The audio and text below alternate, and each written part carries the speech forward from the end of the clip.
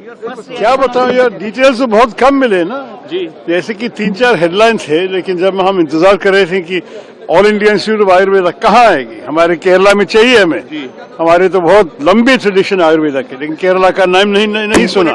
Fisher coconut तो शायद केरला ही हो सकते हैं, क्योंकि मेरे ख्याल में भारत का सबसे ज्यादा बड़ा केरला कोकोनट प्रोड्यूसिंग स्टेट तो केरला ही है।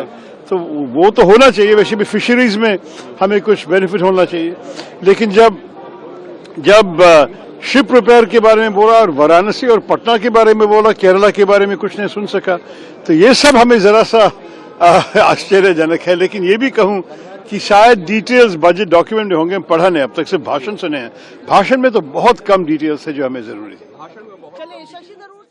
कल कहेंगे भैया, लेकिन सर अभी पार्लियामेंट को यूज करेंगे कल। चुनावी स्टेट्स का भी जिक्र किया गया बजट पर। मोदी सरकार के पास अब नई आइडिया खत्म हो गई है। ये बजट भारत की कहीं अधिक आर्थिक, सामाजिक और राजनीतिक चुनौतियों के लिए एक सवाल होके बैठा है, और खास करके ये बजट गरीब तबके के लिए इसमें कुछ नहीं है। इन्फ्लेशन कंट्रोल करने के लिए भी इनका कोई समाधान, सकारात्मक कोई सलाह या कोई कदम उन्होंने नहीं दिखाया। आर्थिक इकोनॉमिक सर्वे का जो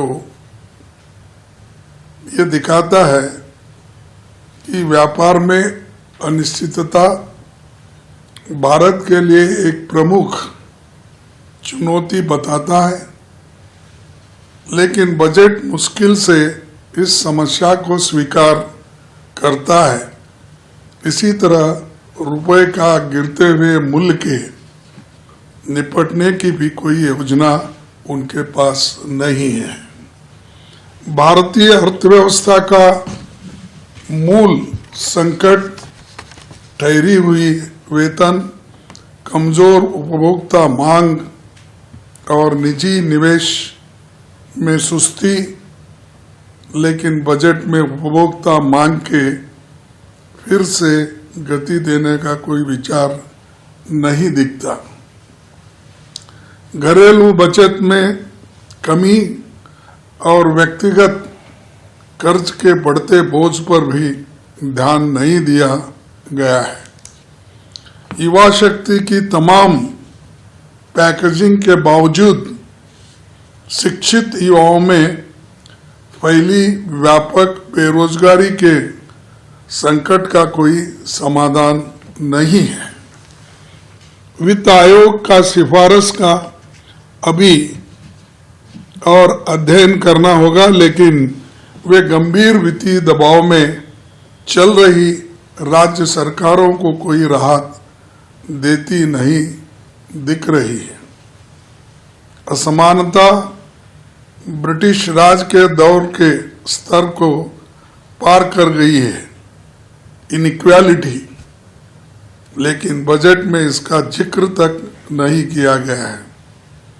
न ही SC, ST, OBC, अदर पिछड़े हुए लोगों के लिए, इकोनॉमिक EWS के लिए, अल्पसंख्यकों के लिए इसमें कुछ सहायता का प्रावधान उन्होंने नहीं बनाया। देखिए, पहले तो ये है कि आप जो हमसे सवाल पूछ रहे हैं, पत्रकार साथियों, आप सब हाउस में थे, आप में से बहुत लोग मीडिया गैलरी में उपस्थित थे।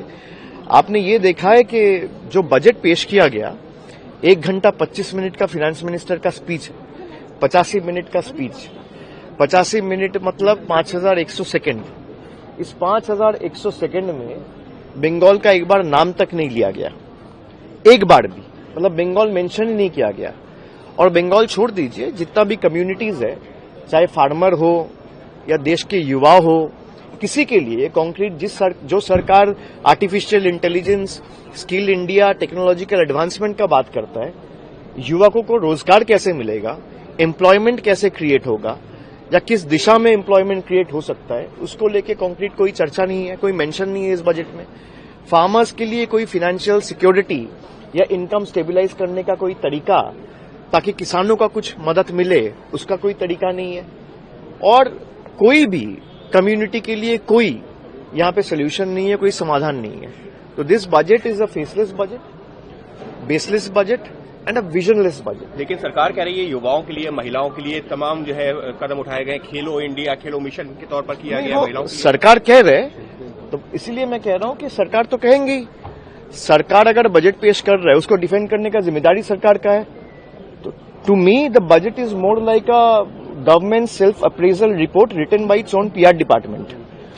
This budget doesn't have any concrete solution to offer to any community. पश्चिम बंगाल के लिए कुछ नहीं मिला? नहीं, मैं नहीं कह रहा हूँ, आप मुझे दिखा दीजिए बंगाल का एक नाम मेंशन किया हो। मैं नहीं कह रहा हूँ, आप दिखा दीजिए। जी बिल्कुल भाई 5100 सेकंड का बजट स्पीच है आपका, एक सेकंड दिखा दीजिए जहाँ पे बंगाल मेंशन किया है, एक सेकंड में। जब बंगाल को बांग्लादेश के नजरिया से अगर कोई देखता है तो देश के केंद्र के सरकार देखता है, यहाँ पे बैठे हुए मिनिस्टर्स देखता है, और जिसने बजट पेश किया वो देखता है। हम लोग को अगर बांग्लादेशी कोई बोलता है तो यहाँ पे बैठ के जो बजट पेश किया है और जो बजट लिखा है, जिस सरकार ने पेश किया है, वो सरकार देखता है। नहीं तो आपका 85 मिनट का बजट स्पीच में बंगाल का एक बार मेंशन भी नहीं होगा।